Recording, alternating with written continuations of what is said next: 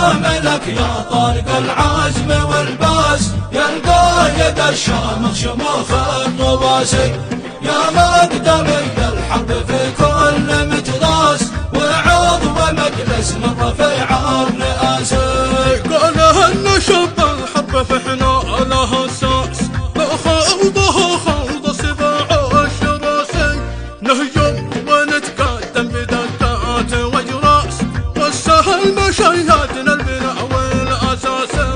سلام لك يا طارق العزم والباس، يا القايد الشامخ شموخ الرواسي، يا مقدمي الحرب في كل مجراس، وعضو مجلس من رفيع الرئاسي. عشا العميد اللي يقف جانب الناس، ويشارك الشعب الفرح والمآسي، بالمعركة كالزر مرتاق لجساس، ويسبق افراده بخط التماسي.